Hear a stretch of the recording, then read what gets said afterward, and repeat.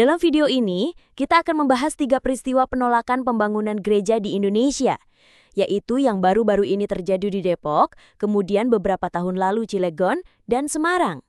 Mari kita telusuri bersama, apa yang sebenarnya terjadi, kenapa penolakan seperti ini masih saja terulang.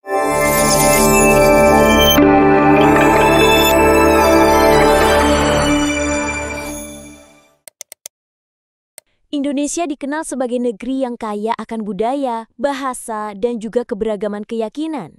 Tapi, di balik semangat toleransi itu, ada kenyataan yang masih menyakitkan, terutama bagi mereka yang ingin beribadah sesuai keyakinannya, tapi justru dihadang oleh penolakan. Dalam video ini, kita akan membahas 3 peristiwa penolakan pembangunan gereja di Indonesia, yaitu yang baru-baru ini terjadi di Depok, kemudian beberapa tahun lalu Cilegon, dan Semarang.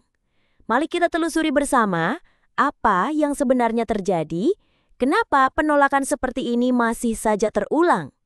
Pertama, penolakan pembangunan gereja di Depok.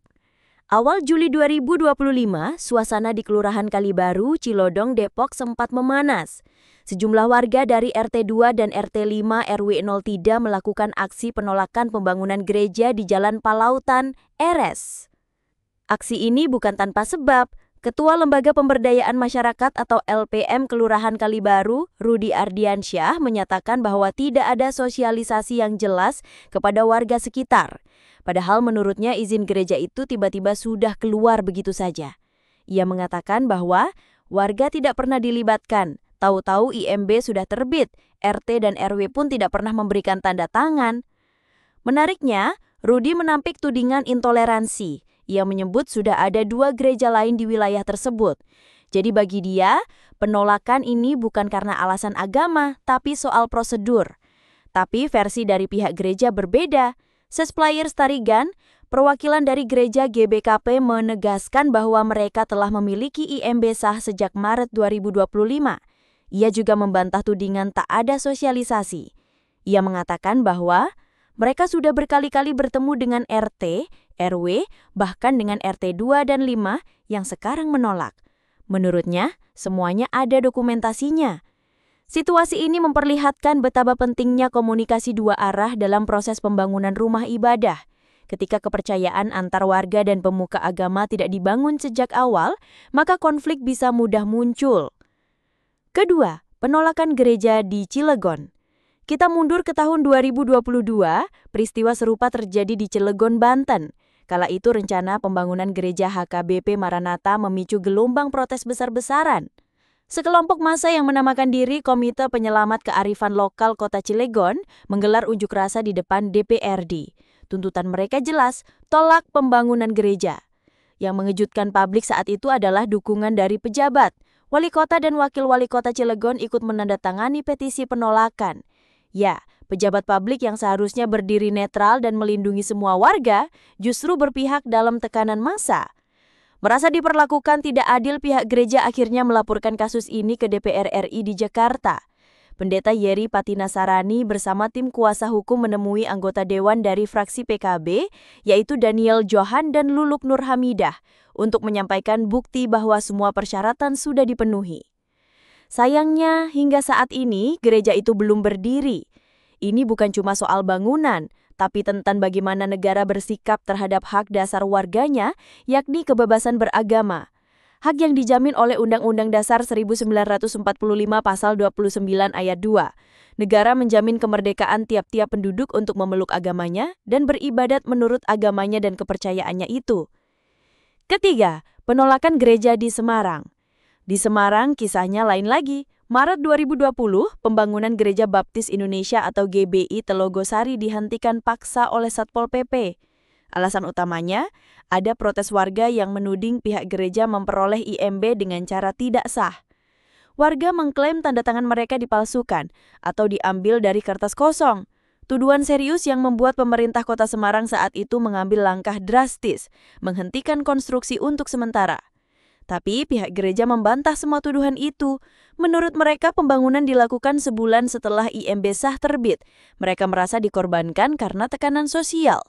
Lembaga Bantuan Hukum atau LBH Semarang pun angkat suara. Direktur LBH Zainal Arifin menyayangkan sikap aparat.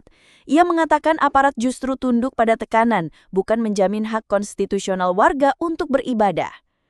Pemerintah sempat membentuk tim khusus untuk menyelesaikan persoalan ini dalam waktu 3 bulan, tapi hingga kini progresnya tak kunjung jelas.